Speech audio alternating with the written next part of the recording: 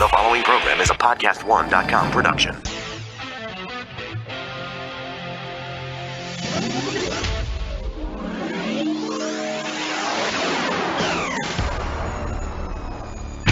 Your healthy radio addiction starts now. Power to the people! The Laura Ingraham Show.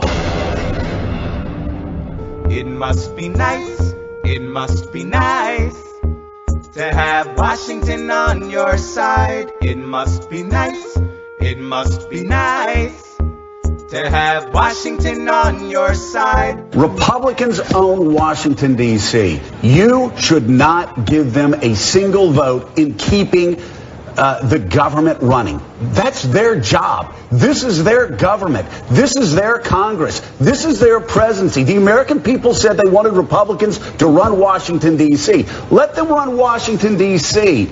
Don't give them a single vote unless they give you a clean bill on Dreamers. Somebody has to stand up. You're listening to the Laura Ingraham Show, 855-40-LAURA. Clean bill on Dreamers, from the Democrats' playbook to Joe Scarborough's mouth. A former Republican turned full-blown liberal will be examining all aspects of the blame game going on with an impending government shutdown because the Democrat Party cares more about illegal immigrants than they do care about the average American worker. This is a win-win for Donald Trump. The idea that these Democrats think that they're going to be my way or the highway when it comes to legalizing 800,000 people. And not just that, when you ultimately add up how many individuals those 800,000 will be able to sponsor through chain migration, that figure extends to approximately 6.5 million at the low point. So we're talking about what happens once you become an American citizen and how you're able to bring in your family members, aunts, uncles, the nightmare that is chain migration today. Oh, sorry. Dick Durbin said it's racist to say chain migration, even though he said it himself on the Senate floor. All right, we're going to examine all aspects of this. Also going to be joined by Rand Paul. He's stopping by. VDH will be here, Victor Davis Hanson. We have a great show on tap. Also, a phenomenal show on tap tonight on the Ingraham angle you do not want to miss. We've been noticing that there's I'm not going to give it away because I know people listen to this show and I don't want them to steal my ideas. But suffice it to say, the Democrats think that none of us have any historical memory on particular issues. They feel like we'll just go about our business and respond to whatever meme of the day, Media Matters and the MSNBC types are putting out. But we're a little smarter than that. So we'll bring you the truth about what's really going on. This is pure politics. There's nothing else involved. They knew that Donald Trump could not accept that absurd Lindsey Graham attempted cram down of immigration amnesty with no meaningful border enforcement and an increase in chain migration. They knew that. And so, for days and days, I've been saying to myself, well, I'm not a conspiracy theorist. I don't want to jump to this idea that this whole thing was a setup. But, it's beginning to look that way. I mean, it's probably not, but it sure could be. When I say a setup, I mean this. Graham has now gotten to know Donald Trump pretty well. And he thinks he's going to run over to the White House after having some morning call with the president. And he's going to convince the president that everything he's ever said on chain migration now is not applicable. And it's not necessary at all to make any progress on ending chain migration, and that the president will essentially just agree to legalizing 800,000 people and allowing them to bring in countless family members. So they either think that he's wildly idiotic and stupid, which I guess they could think, but I don't really think they think that. Or they think, gosh, we don't have the leverage to get what we want here, so let's just force his hand. Let's go there with a bill that we know he can't agree to. If by chance he does, then great. But he probably won't. And then we can use this as a battering ram against him in the midterm election cycle. Then we'll be able to get our email lists going. We'll be able to raise money. we'll be able to get all these Hispanics registered to vote. And then, by the way, we're gonna keep going on the race thing after the president made the comment about S-hole. We'll use that. So we'll use this to try to drum up registration of Hispanic voters. And then, even though so many Democrats and Republicans had used similar language over the years, including Barack Obama, thank you, that we're going to use that and try to then, make the final confirmation of Donald Trump's being an undying racist. He just so happened to have been able to hide it for the decades and decades that he was in business, friends with people like Jesse Jackson. That's the only thing about Trump's judgment I really will question.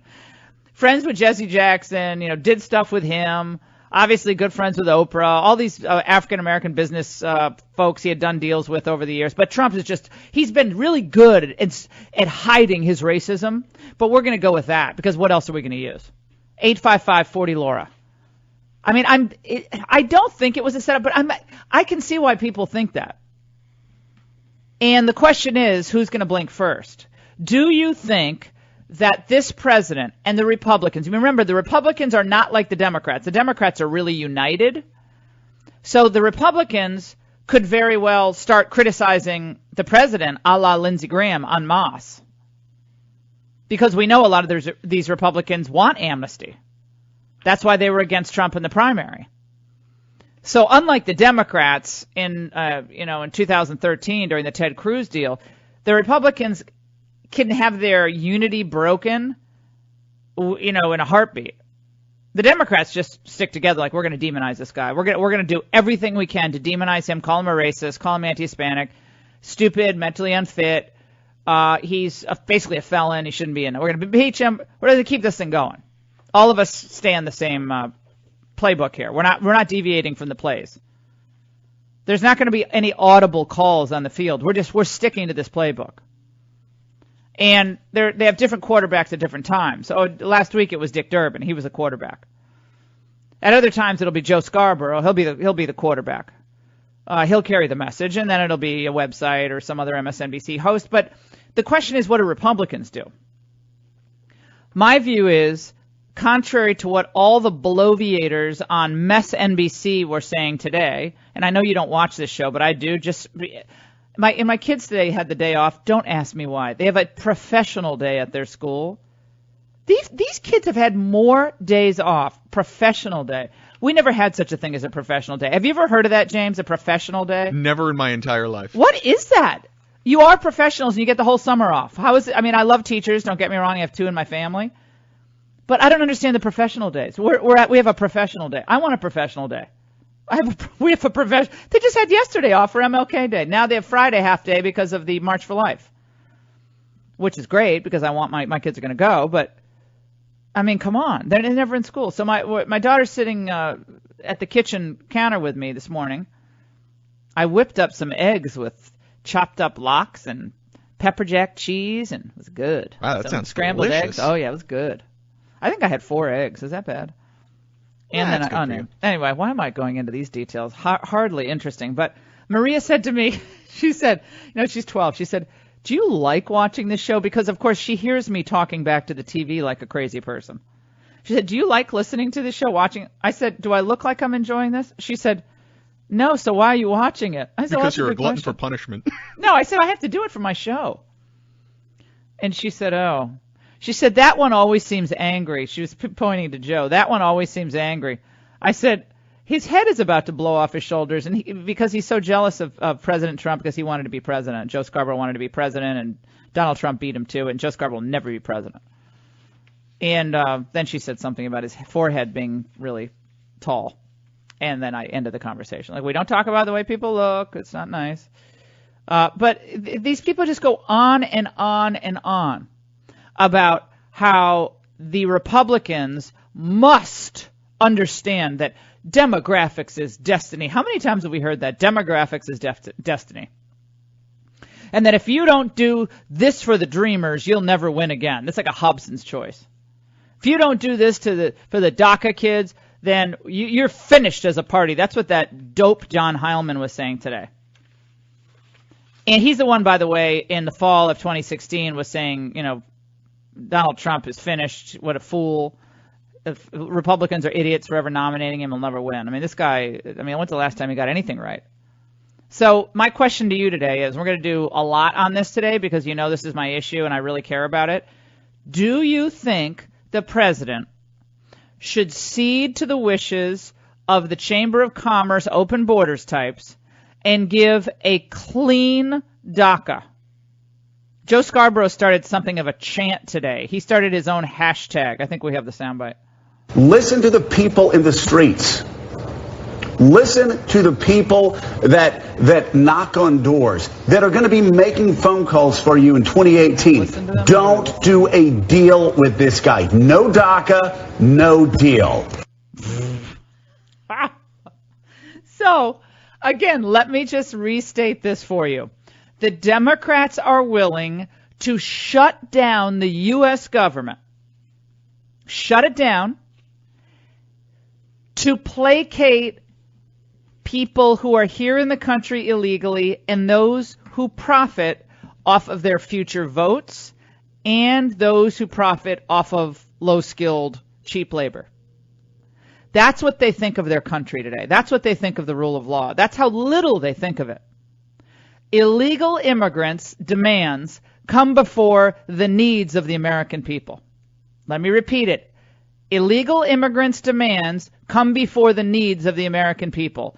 855-40-LAURA. When we come back, we will remind you of what happened 4.5 years ago when it was a Republican who shut down the government and who these very same people blamed. Don't go away. Don't blame me. I can't help it. If you do, let me say again, you are too weak and too spineless And too stupid. and too stupid when it comes to politics and too cowardly to be given control of Congress in 2018. For hardworking Americans like us, it doesn't seem like there's ever enough time in the day. Freshly is the easiest and most convenient way to eat healthy, no matter what life throws your way. Freshly's team of chefs create all-natural, gluten-free dinners and deliver them fresh to your door. So even if you get stuck at work late, you can still come home to a delicious dinner cooked by a chef. No more worrying about having to figure out what's for dinner, and especially no mess to clean up after. Freshly chefs source the finest all-natural ingredients they can find, and then they work with nutritionists to ensure that their meals are as healthy as possible. All of the meals are made to order and pre-portioned. Their menu is created by chefs for people who want to eat healthy but are living busy lives and don't always have the time to do shopping, cooking, and cleaning. Check out this week's menu created by Freshly's chefs and get $25 off your first order of 6 chef-cooked dinners plus free shipping by going to freshly.com/Laura. You'll feel so relieved to come home to a chef-cooked meal every night with Freshly. That's freshly.com/Laura for $25 off your first order. Order today to see what life's like when you no longer have to think about dinner.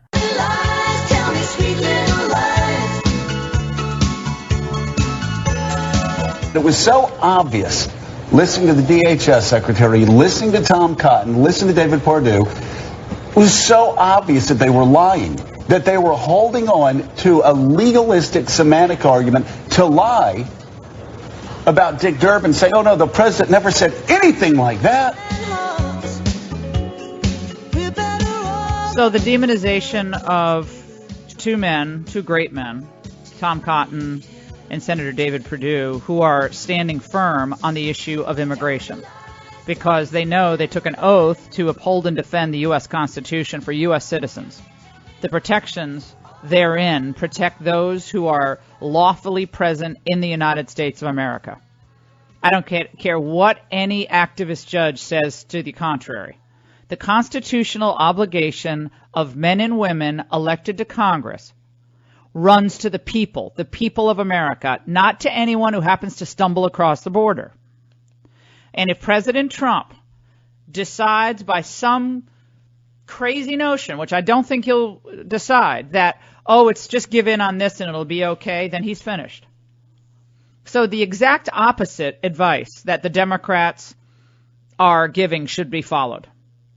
The president should stand firm and expose exactly who is putting serious, important government functions at risk. to cater to the needs of illegal immigrants.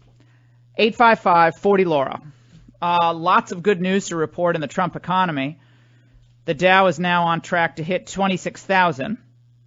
It's hard to believe that. Oh my gosh, 26,000. The three major equity benchmarks have risen between 22 and 30% this past year. The economy is expanding. Corporate profit growth is up, of course, and enthusiasm over Trump's tax cuts and continued efforts at deregulation, his other business-friendly policies. Shale production, this is amazing, is poised to push U.S. oil output to more than 10 billion barrels a day. We still need all that wind power, though. The U.S. government forecasts that the nation's production will climb to 11 million barrels a day by late 2019. That's a level that would rival Mother Russia. That's the top producer in the world, by the way.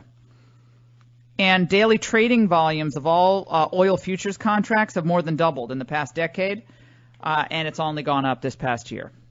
Again, the major Democrat freakout is because things are going so well. If you missed my segments last night on TV, we had some doozies. I had a segment with Antoine Wright. He was in South Carolina. And also another pastor who was on, Pastor Mark Byrne. He was fabulous. And they were, it was like two people on two different planets. Both happen to be African American. We'll play Antoine 1, James.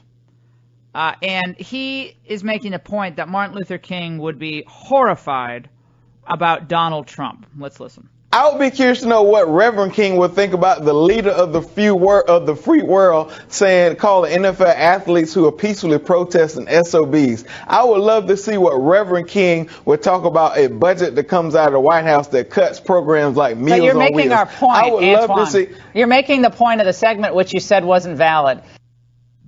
Well, he goes on. Let's listen. We have to save ourselves. Government can be a bootstrap for a number of people to pull them out of certain situations. It's called investing where we need to be. We've tried it for 50 years. 50 years, $5 trillion. We have not. Laura, we have not done that effectively. We have not. Look at K-12 education in this country. Well, okay, are you for school choice? Are you for school choice? I am totally against school choice because it will eventually lead us back to a place of segregation. So you want to keep the kids in underperforming schools. Okay. All right. So you want to keep the kids in underperforming schools. I want to invest equally, Laura. We want to invest. What does that even mean? We want to invest equally. So whatever Choate and Deerfield spend per pupil on education, we're going to spend via the U.S. taxpayers?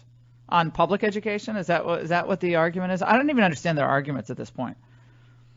But Pastor Mark Byrne was awesome. We'll play some of that. If you missed it, it was a phenomenal segment. He's like, he was on with this other guest, actually, who's also very nice, but she's, obviously very liberal, Wendy Acefo, who basically said that, nothing's really getting better and the numbers aren't telling the real story. So the numbers aren't getting better for African Americans. People say these things, and I feel like I'm operating on a different planet. It's a completely different stratosphere of thinking. How can you honestly go on television and say things aren't improving for African Americans in the United States and acting like we're back in 1961 and police are releasing dogs on black protesters? I just don't. I don't understand how you retain credibility and actually go on TV and say these things. And I like these guests as people. They're nice people, and that I'm really glad they're on the show, and I'm really trying to make progress. But it is very frustrating, extremely frustrating when people come on and say things like the lives of African Americans are not improving under Trump. All right, we have a lot more to get to. Rand Paul will join us, and a lot more coming up.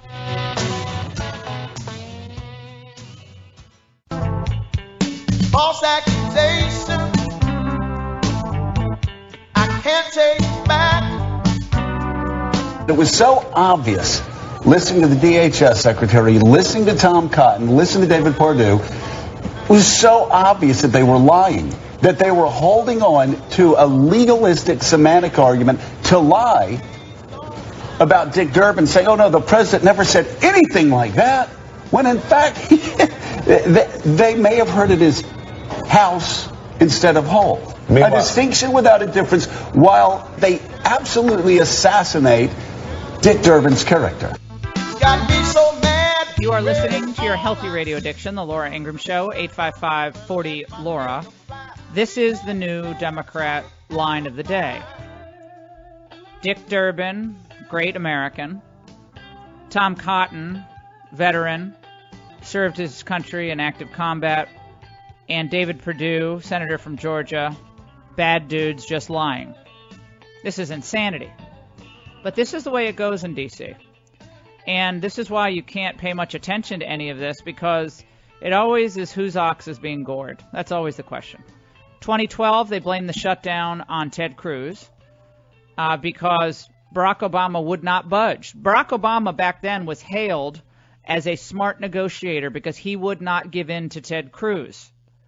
But now Donald Trump won't give in, and suddenly Donald Trump is the evil, racist ne'er-do-well. Joining us now, my friend, I'm delighted he's with us, Senator Rand Paul from the great state of Kentucky. He joins us now. Senator Paul, great to talk to you. How you doing? Very good, Laura. Thanks for having me. So give me your take on where we are here. I was going back and watching some of the old videos from 2013. And how, again, President Obama was standing firm and he was holding the line, and these Republicans were the ones at fault. But now we got Democrats apparently willing to shut down the government to give clean amnesty to illegal immigrants, and it's Trump's fault. Well, it's a bit naive for Democrats to think when they control no branches of government, they don't control the House, they don't control the Senate, they don't control the presidency, they're going to get everything they want. So really, this would have to be a negotiation. I think the president holds the cards, and if he stands firm, he'll get a decent negotiation on this. And I think there is actually a compromise to be had. I think there's a compromise to be had. What I would do is I just wouldn't add to immigration. We admit about 1 million people a year. If you want to admit these DACA kids, admit them, but subtract them from the totals that we admit every year, and do not increase immigration. Fix diversity lottery for everyone. Fix chain migration for everyone. And do border security, including wall. And I think there is a deal to be had, but it's not a deal where you go to the Gang of Six, which is the same as the Gang of Eight. These are the moderate Republicans, and they think they represent everyone. What's naive about them is they don't represent all the conservative Republicans in the House, so anything the Gang of Six thinks they want to pass, working with Dick Durbin and those guys, it has no validity that it will pass in the House. No, and I think, again, you've been making this point, which I think is brilliant. And you know me, I don't suck up to you, Senator, but I've liked your argument all along on this. And I think that's where this is going to end up. That's what I tend to believe. But who knows? The Democrats may be willing to shut it down to drive some type of narrative that Trump is anti-Hispanic. They might want to do that. I think it's really stupid. But they might be going there. I don't know. About 6 months ago, I went to the Democrats that were promoting the Dreamer Act, and I said, maybe there's a compromise here where you don't get everything you want, but they get to stay as long as we subtract them from the normal totals of immigration. And they came back to me and said, no way, we want everything, we want what we want. And this has been the battle of immigration for years up here now. The people who say, oh, immigration is because Republicans blocked it, nothing ever changes immigration, because there are some things that are good that we could change, getting rid of diversity, lottery, chain migration, et cetera. None of that ever happens because Democrats want what they want, and they're unwilling to compromise. It's really been Democrats want everything. They want comprehensive. They want everything they want, and they've never been willing to compromise with the other side.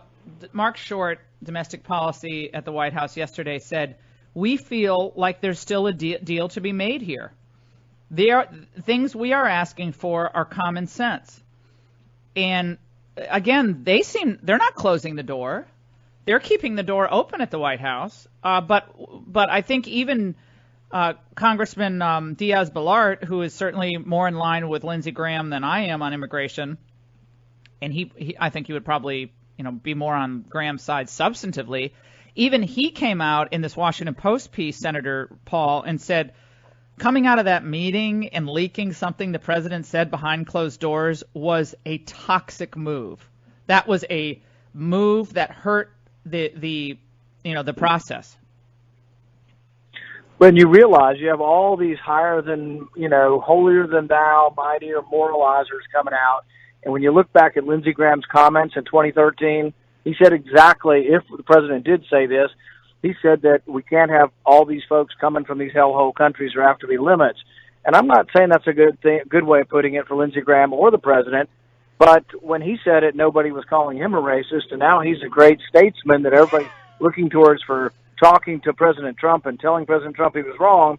But in reality, there is a valid point. More people want to come from economically distressed countries than non-economically distressed countries. And so there do have to be the recognition that if everyone could come, there was a survey done a couple years ago and said if everybody who wanted to come could come to the U.S., 700 million people would come next year. And so we can't have all of them coming. So obviously we do need to be aware that more of them want to come from economically distressed areas. If the debate had been in those terms, we never would have gotten into all this other stuff. But we are where we are. The left is making it worse by continuing, the left-wing networks, the left-wing politicians, by continuing just to make this all about calling the president names. And now the hashtag is no DACA, no deal. So that is what is trending on the left right now, and MSNBC this morning picked up on it.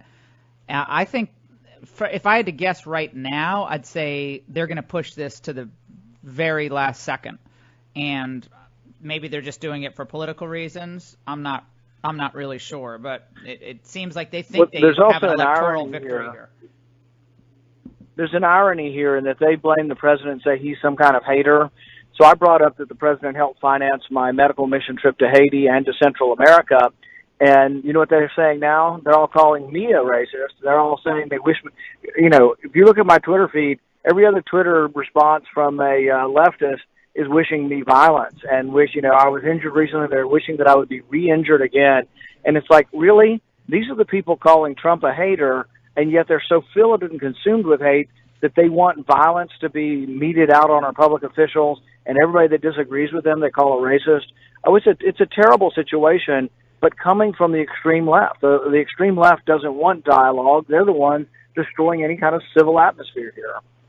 Well, and it's a shame because on Martin Luther King Day yesterday, we ended up having on our show on Fox, on the Ingraham Angle, we had really interesting conversations about the full life of King and how as a preacher, the core of King was the Bible. That's where he always was. It was always coming from the Bible, and it was a love of God, sacrifice for your fellow man, love over hate, and the left has turned King into a completely secular progressive, so much so that CNN tweeted out that he was socialist before it was cool, and he was an environmentalist before it was cool. And so tagging MLK with all of these reflexive left-wing issues. Of course, he was pro-life, as was his father, and it was before Roe versus Wade, but the sanctity of life, the idea that Dr. King,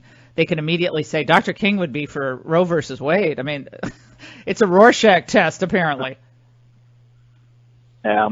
And, you read a letter from a Birmingham jail, and there's a very philosophic discussion of, what is a just law. And one of my favorite quotes from that is that an unjust law is any law that is promulgated on a minority but not made binding on the majority. In other words, a law that does not equally apply to everyone is the very definition of an unjust law. That's what segregation and all these legalized things that happened in the Jim Crow South were.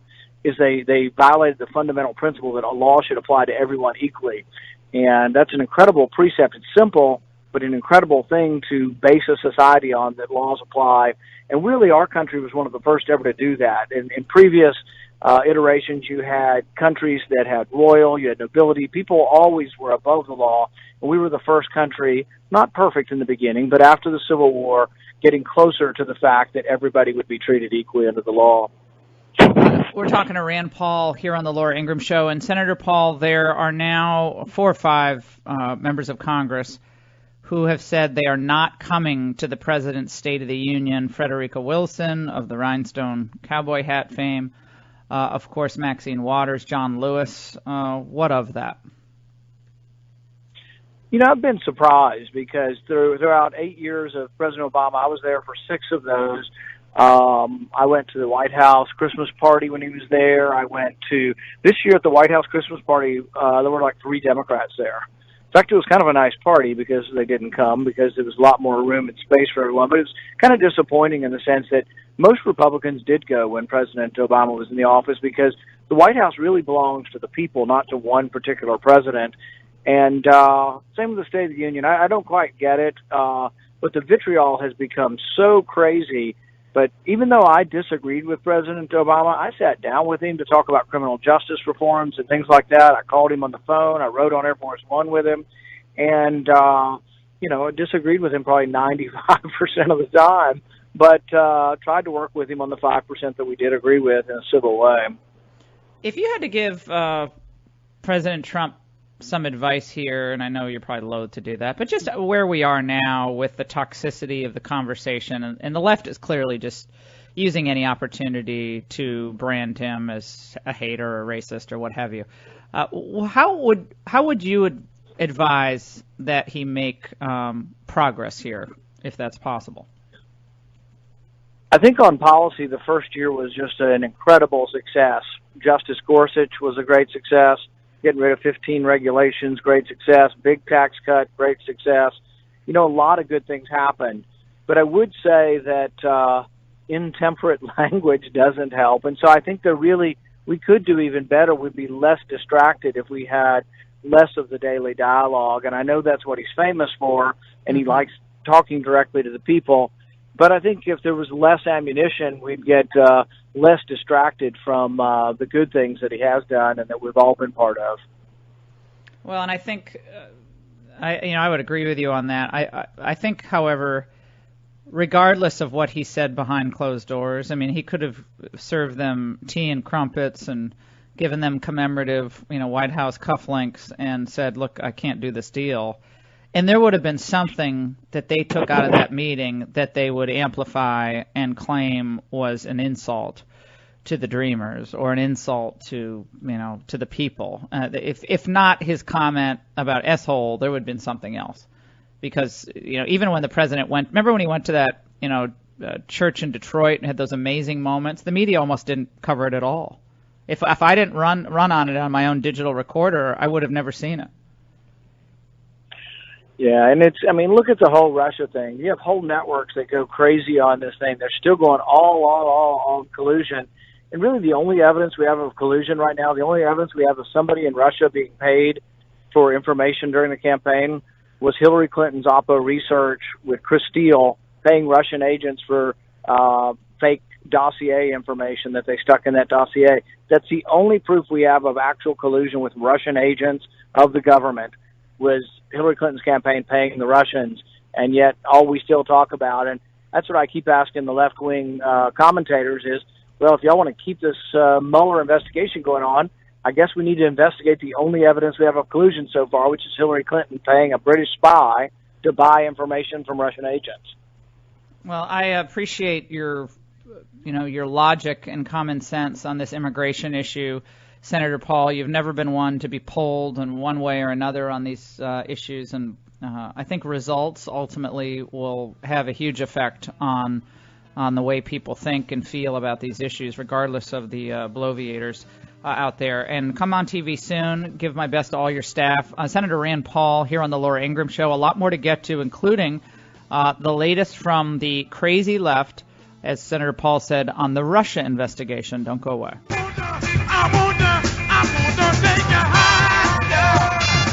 Stock market officially hit 26,000 today. Can you imagine if this had happened under Barack Obama? Can you imagine if black unemployment in 1 year had fallen as much as it did this past year under Barack Obama?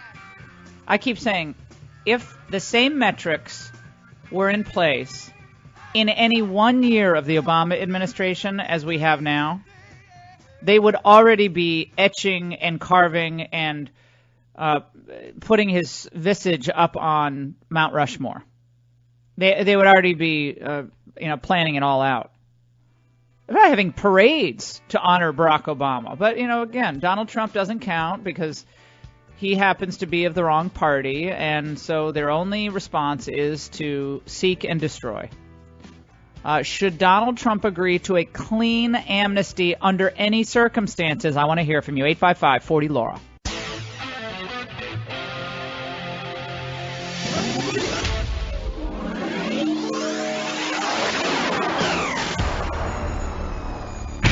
Your healthy radio addiction starts now. Power to the people! The Laura Ingraham Show.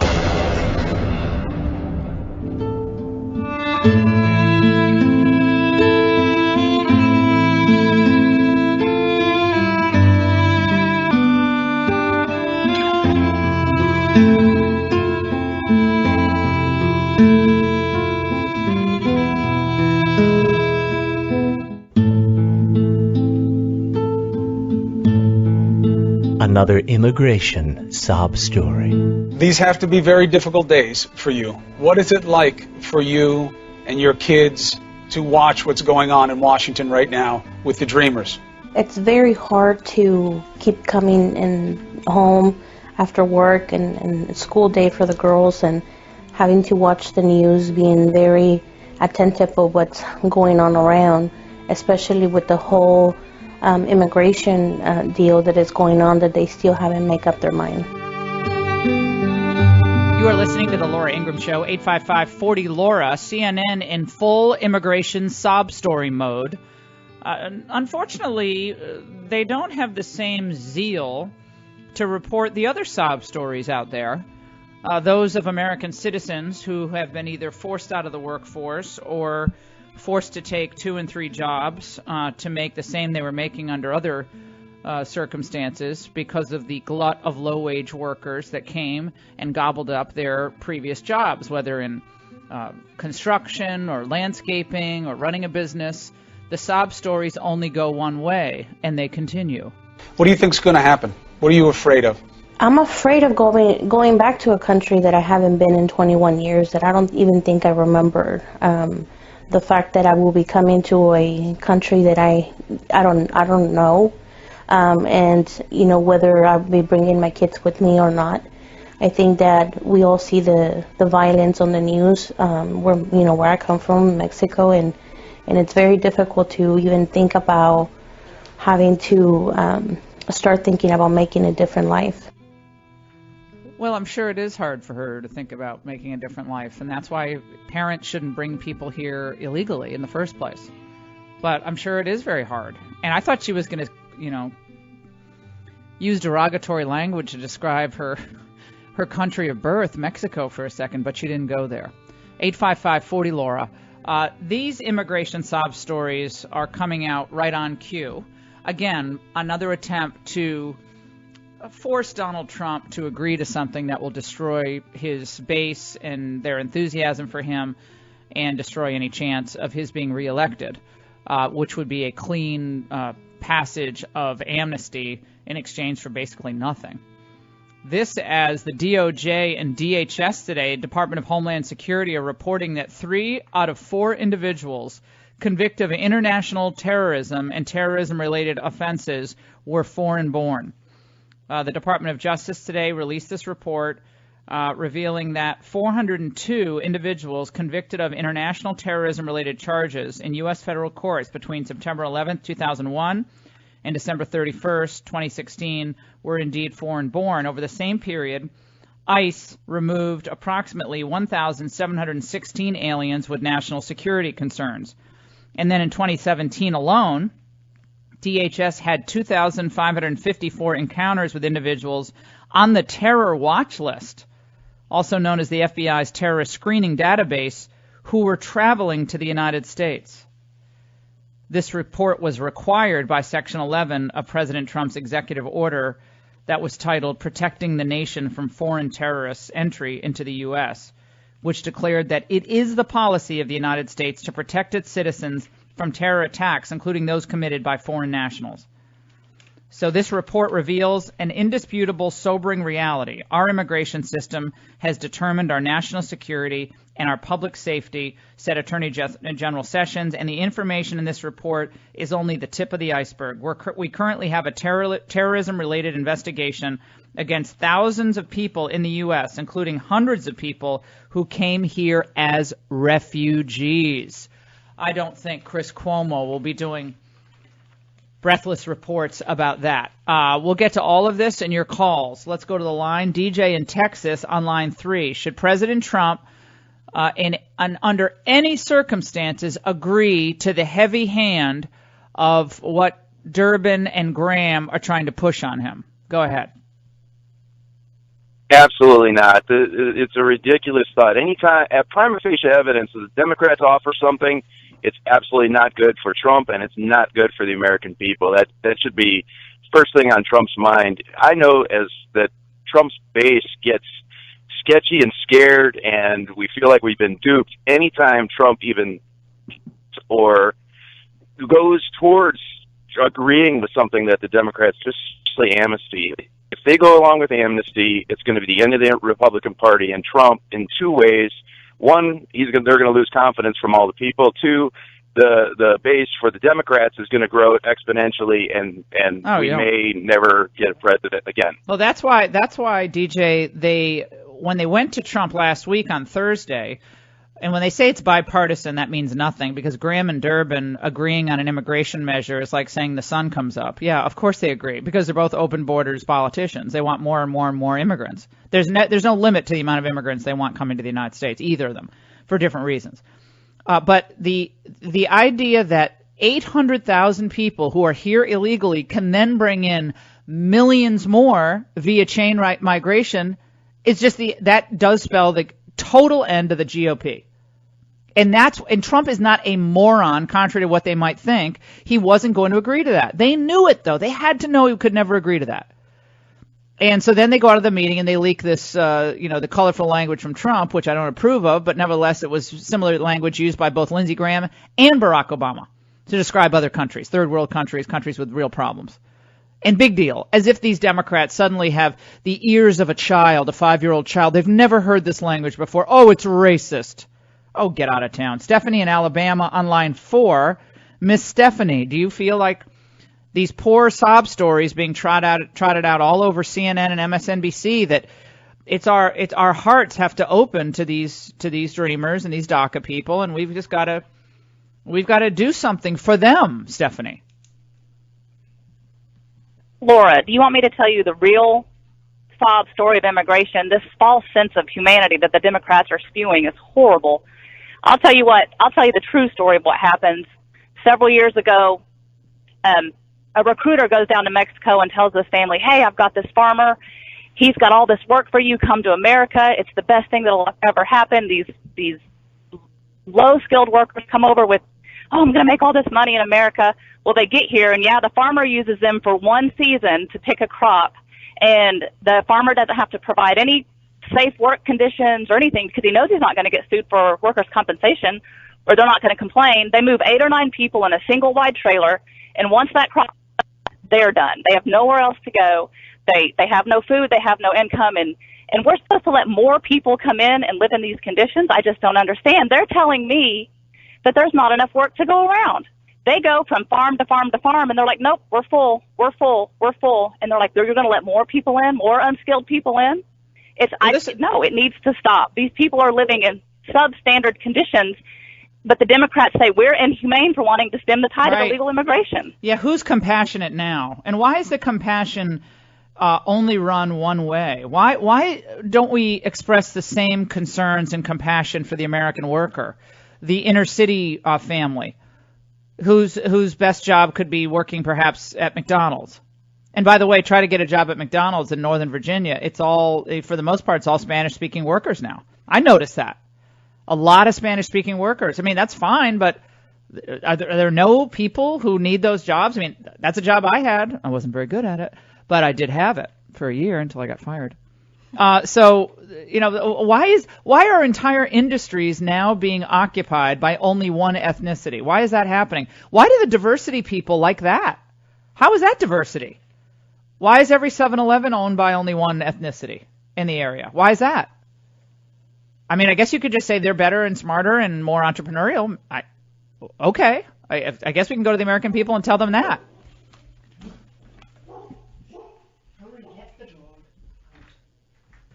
You're listening to the Laura Ingraham Show, 855-40-LAURA. Sam in Virginia on line 5. Sam. Hey, good morning. First of all, again, welcome to Fox News late at night, at 10 o'clock. I'm glad to have you there. Appreciate the comments this morning. I'm very much concerned about the DACA thing. I'm not one that wants just to open this DACA thing to anybody who wants to come in. My feeling, these are immigrants, and if they're going to want to be U.S. citizens, they need to go through the exact same training and learning history of this nation before they can be certified as a citizen and have the right to vote. Right now, the Democrats do not want to educate these people. All they want is their votes, and quite frankly, once they get it, they could care less about their welfare. They just want that vote, and if they can't read, all they got to learn to do is punch the D. And I think they are doing the country a great disservice. Unfortunately, this president, and you mentioned it earlier, that he uses this derogatory language in his tweets, and I think you and I would be the same. If he's going to call me names and things, he can have the best program in the world, and I'm probably not going to support him. And he's shooting himself in the foot. He's a brilliant man, and he has the right ideas. And if he could just get his ego under control, he could be thought of in the realm of Reagan and Lincoln and even Margaret Thatcher, the people who were true statesmen in this world. You know what I think? You know what I think, Sam? Stay on the line. I actually think he missed an opportunity yesterday on Martin Luther King Day. I think Donald Trump, his staff, I'm sure they suggested it, but it was shot down. He should have been in a church yesterday. He should have been in an African-American church. I don't care where he was traveling, if it's in Florida, if he's in D.C. He should have been in a church, and he should have been with African-Americans who were commemorating Martin Luther King and what he meant to them. Just showing up is really important. It's not the day to go to the Trump National Golf Course. I'm sorry. Optics are important, but feeling, it's your feeling. And I think he truly does want the lives of Americans to be improved regardless of race or where you came from or your religion. He wants everybody's life to be better. That's why he decided to leave his good life to be put through the meat grinder of what's happened to him day after day after day. Families being threatened with legal investigations. He's being threatened. They call him racist. I mean, it's a great privilege, but it's not like it's fun. So he does deeply care. I know that for a fact. But sometimes you got to do things that are uncomfortable, and maybe they're trying to frighten him out of black churches and not going to, because someone's going to scream out you're a racist. Let them scream out you're a racist. The fact that you're there and that you listen counts for an enormous amount. Do you agree with me on that? 855-40-LAURA. This new Justice Department report is a shocker, but not really. The terrorism that's come to our shores and attempted terrorist acts are coming from foreign-born individuals who either have ties here, came as refugees, or trying to enter the country, and Trump puts our safety and security first and foremost. When we come back, what happened the last time the Republicans were supposedly responsible for shutting down the government? What did the media do then? Whom did they blame? The double standard is again glaring. Stay with us.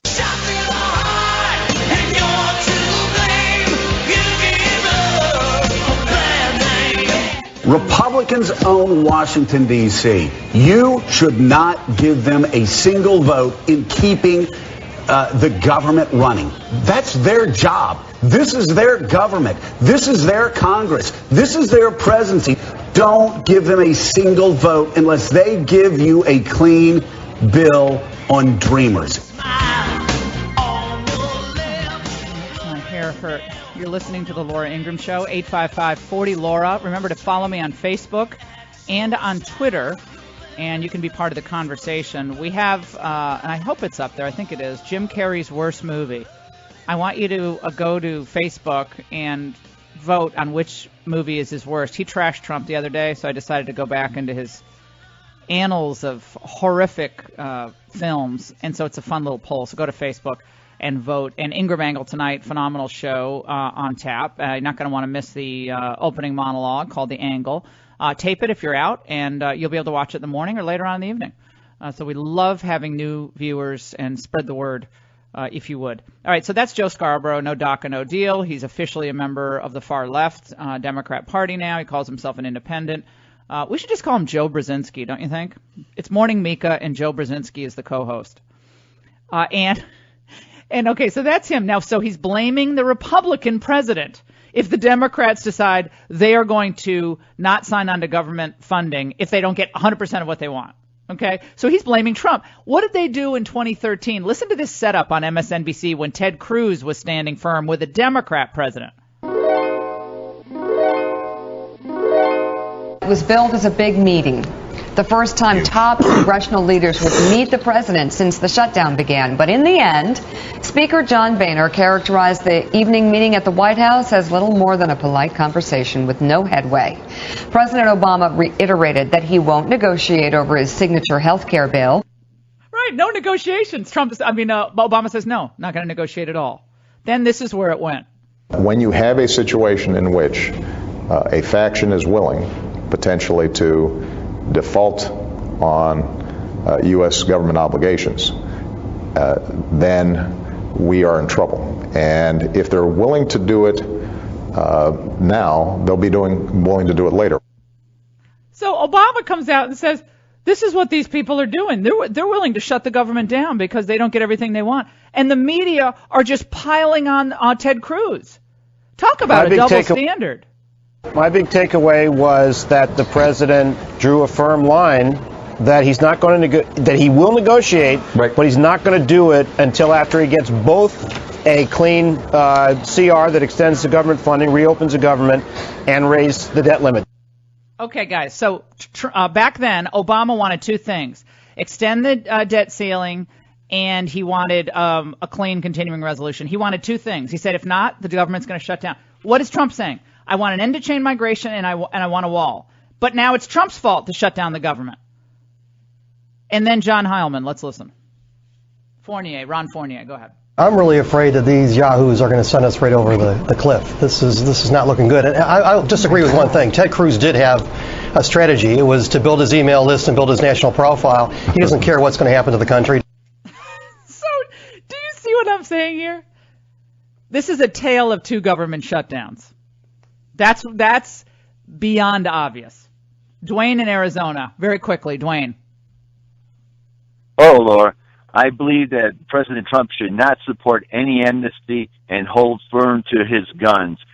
My in-laws came from a war-torn Poland, from Russian and German concentration camps and work camps. It took them 9 years to get into the United States.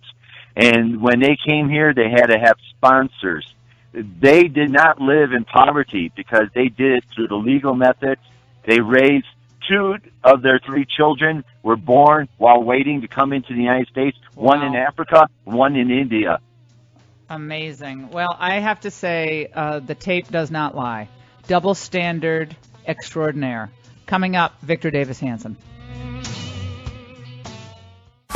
Podcast One has new shows on our new app. Check out all the cool features to help you explore our exciting new programming, like America's Lakers podcast with Jay Moore, So Random with Corinne Olympios, Attack Each Day, The Harbaugh's podcast, Not Just Sports with Susie Schuster and Rich Eisen, and Sessions with Randy Jackson, as well as your old favorites like The Lady Gang, Steve Austin, Shaquille O'Neal, and Adam Carolla. Get the new Podcast One app in the App Store, Google Play, or podcastone.com. Things will turn out right, but I'm staying here with leaving on my mind. And if the president calls it a wall, that's fine with you. The semantics of it aren't necessarily as important to you, correct? We need to return to what it's about. It's about the lives of 800,000 or so young people brought to this country at a young age, have done everything our society has asked of them, have gained admission to the University of California, which is a very competitive institution. Are we really going to deport this kind of talent? That's not what our immigration system should be all about. Apparently, every DACA recipient is at the University of California getting a PhD in, I don't know, computer science or nuclear engineering, biomechanical engineering, according to Janet Napolitano. He's the chancellor of the University of California Schools. Joining us now is Victor Davis Hanson, who has been writing about, studying the effects of mass immigration, the effects on our country, the effects on the state of California. He joins us now. Victor, good to have you on. Thank you for having me. Let's talk about what Janet Napolitano, the former head of DHS under Obama, what she just said. The compassion only goes one way. It goes to the illegal immigrants who are here, yet little compassion for those Americans who've been adversely affected by the glut of illegal immigrants in the United States. Yeah, I think that we have there are people in DACA, the 800,000 person cohort, that may have gone to college and graduate, but that's 5%, Laura, and it's less than 0.5% that joined the military, and about 40% dropped out of high school, and only 5%, as I said, have a college degree. So it's what you'd expect when you have a lot of people coming in an illegal fashion from a country whose parents came illegally from a country that doesn't speak English, and they did not have education or capital. It's just a fact. So what do we do with people from DACA? And I think it's really, this issue is sort of emblematic of the whole debate. And what we're seeing is the Chamber of Commerce, Wall Street Journal wing wants inexpensive labor. That's just a fact. That's what Lindsey Graham's all about. And that has really depressed entry-level wages for American workers of all different backgrounds. And the Democratic Party has looked at what's happened to California, what's happening in Nevada, Colorado, New Mexico, and they found a formula of flipping red states purple and then blue in a way that their message can't do. So for Dick Durbin to go into a meeting and expect him to be sincere or to be serious about negotiating away illegal immigration is crazy. They don't want to negotiate away. In their mindset, it's not broken. It never was broken. It's wonderful. And that is more or less true of the Jeb Bush Wall Street Journal wing of the Republican Party. The problem is that about 30 or 40% of the country is irate, more on polls, but 30 or 40% is really irate about it, and they were the people who elected Donald Trump. And so suddenly there's a third player in this conversation that doesn't accept these premises. They want to, support the law, enforce the law. And as far as the people are here, they're willing to make a deal if you say, if you're not on public assistance, if you've been here 4 or 5 years, if you are willing to pay a fine, if you have not committed a crime, we'll give you maybe a green card in exchange for E-Verify, end the chain migration, build a wall. But that's not going to happen because the Democratic Party cannot afford to make that deal. Jennifer Palmieri said that when she wrote a memo saying the DACA cohort is absolutely essential to our electoral strategy. We're talking to Victor Davis Hanson here on the Laura Ingraham Show. The amazing difference between the way they treated the government shutdown in 2013, the same characters on MSNBC were blaming Ted Cruz, despite the fact that Barack Obama, after the Republicans actually went up to the White House, John Boehner and others, and tried to cut some deal to end the shutdown, Obama said, no, I want a clean continuing resolution. I want the debt ceiling raised. Those are my two non-negotiables. For that, he was heralded as a strong and powerful leader. Now Trump does the same thing on his two issues that are non-negotiable, and they are proceeding to brand him, the worst of all possible things. The double standard is glaring. Yeah, I don't think, though, historically, when the Republicans did it in 95 and 96, they had a little bump, but Clinton really benefited from that. Any party who shuts down the government, whether it's legitimate or not, or for good or bad cause, is not going to come out ahead politically, I don't think, and especially in this case, because the average voter is going to say, wow, they shut down the post office, they shut down the government over the status of people here illegally. This is crazy. So that's a losing message, I think, for the Democrats. I know, and they're trying to blame Trump for it. When Trump's White House yesterday in the Washington Post said we're more than willing to, to come to some kind of agreement here, but it has to be ending chain migration. It has to be a real enforcement. I don't think they can afford to do that. Yeah, I don't think. See, if you end chain migration, if you end open borders, and you have a melting pot assimilation paradigm, then you're basically saying to the Democratic Party, someone who came here from Mexico is going to be like an Italian American. If his name is Lopez or Martinez, he's going to be no more predictable politically than is Cuomo or Giuliani as a surname. And we're going to treat people as individuals based on the content of their character, not their tribal affiliations or their appearance. And the Democrats don't have confidence in the progressive message to appeal to 51% of the people. And their way of thinking, we can't afford to do that because we've had 13 million, 14 more than that probably come in, and they become dependents or wards of the state, at least in some cases, and we offer them a whole basket of entitlements and quid pro quo fashion, chain migration. It was all there in Jennifer Palmieri's memo. We can flip red states like Colorado, New Mexico, California. We can flip them blue. And I just don't think they're going to negotiate that away. So they will then move toward this government shutdown and then seek to blame Trump for it, and then the media will join in. I think that's their strategy. And I don't think it's going to work. I think people are going to get angry, and then they're going to be forced to make some concessions. But they're never going to say, we want to give up open borders. They're just not going to do it. The old Democratic Party, remember Bill Clinton to Jimmy Carter said, open borders are bad. Cesar Chavez went down with thugs and tried to stop illegal immigration because they said, it's competition to unionization. It takes away entitlements from the poor.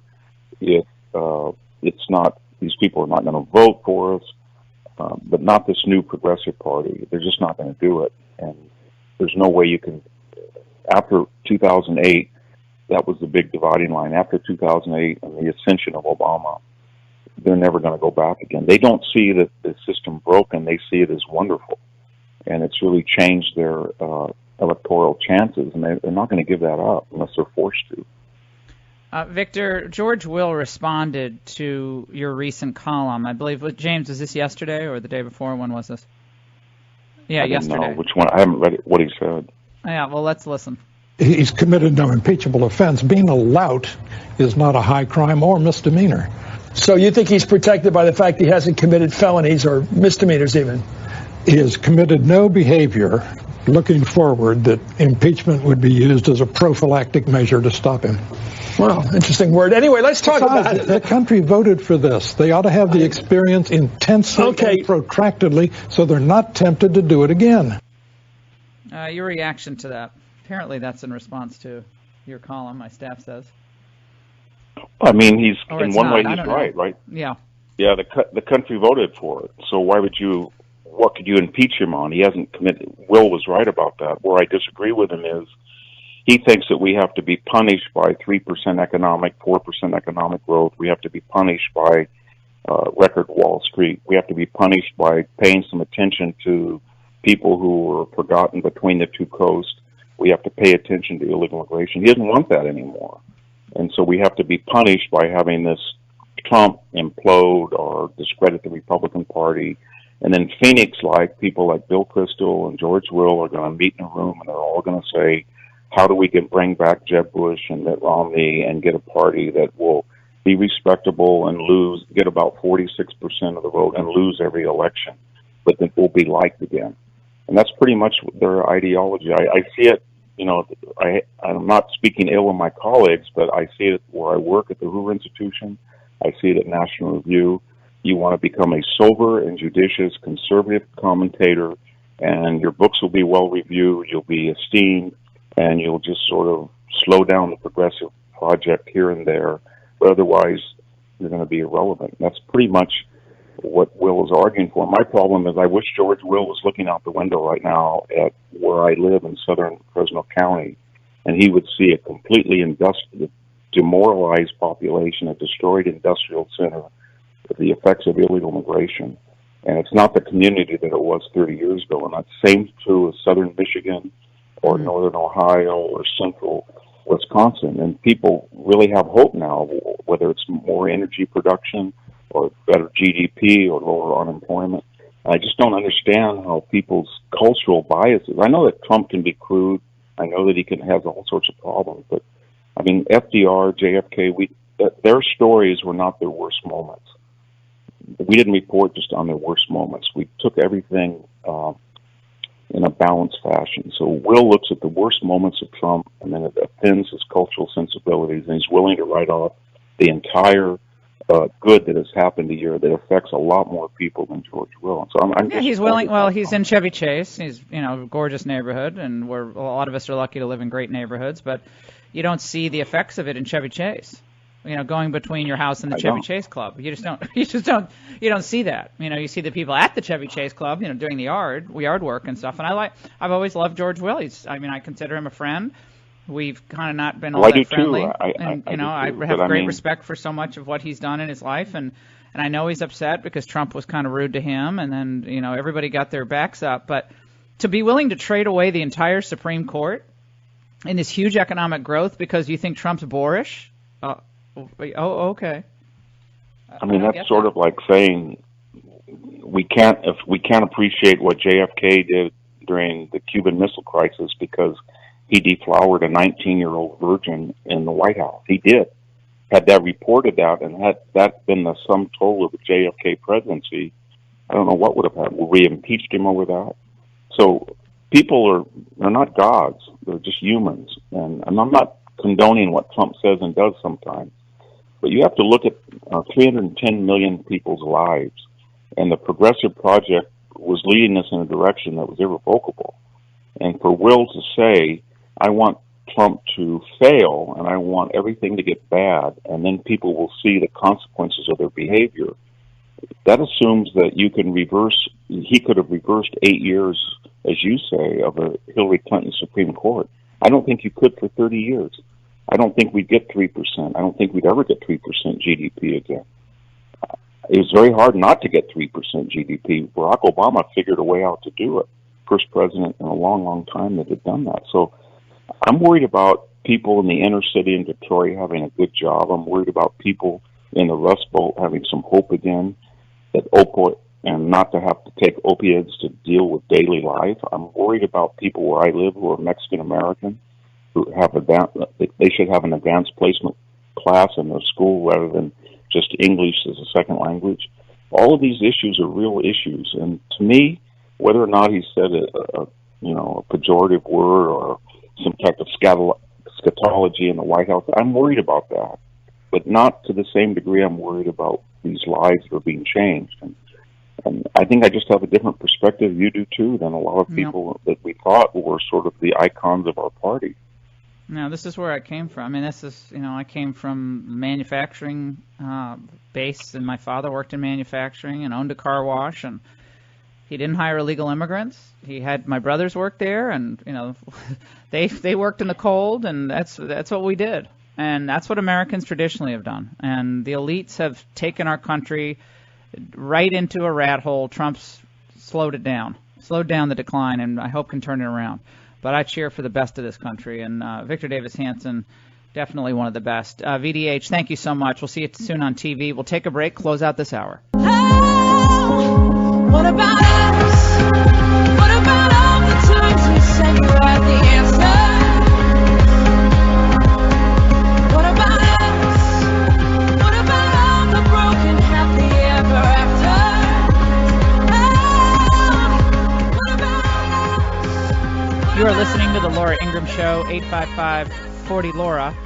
We'll go to the lines. A lot of you very concerned that Donald Trump might, in fact, be in the mood to compromise. I think you don't know him very well if he's going to buckle on chain migration. He better not. Marie in Florida, line 2. Marie. Hi, how are you? Good. I just wanted to say one thing. I have a son who's in the military,